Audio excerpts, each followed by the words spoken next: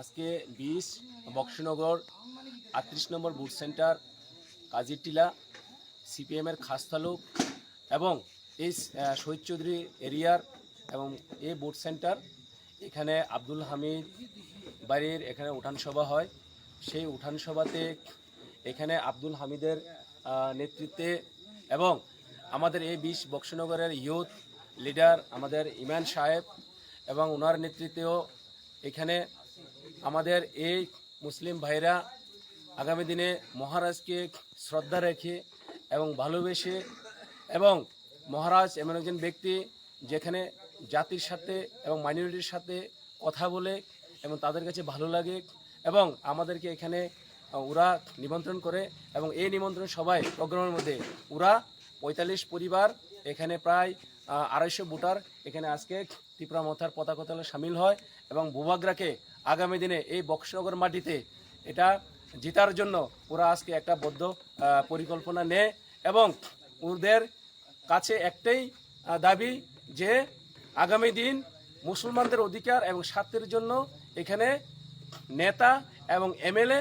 বা মিনিস্টার বড় নয়। আগামী দিনে এই ত্রিপুরাতে মুসলমানদের অধিকার এবং আত্মসম্মানের যে অধিকার একমাত্র মহারাজই দিতে পারে।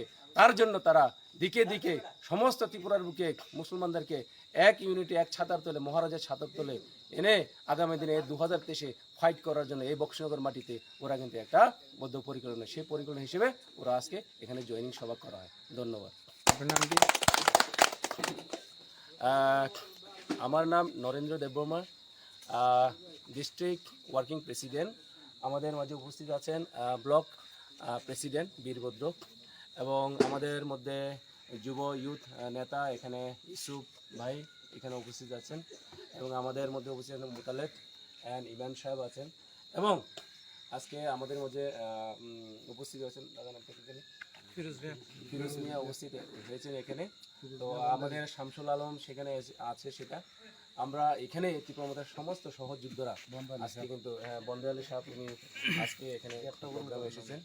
তো আগামী দিনে এখানে আমাদের এই ত্রিপুরা মথাকে মহারাজের হাতকে শক্ত বাড়ার জন্য সমস্ত এখানে মহারাজের সৈনিক হিসেবে এখানে উপস্থিত হয়েছেন। তো আগামী দিনে আমরা এই বক্সনগরের কেন্দ্রটাকে মহারাজকে অলরেডি আমরা উপহার হিসেবে এখানে আমাদের দেবে সেটা হিসেবে তারা এখানে উপস্থিত।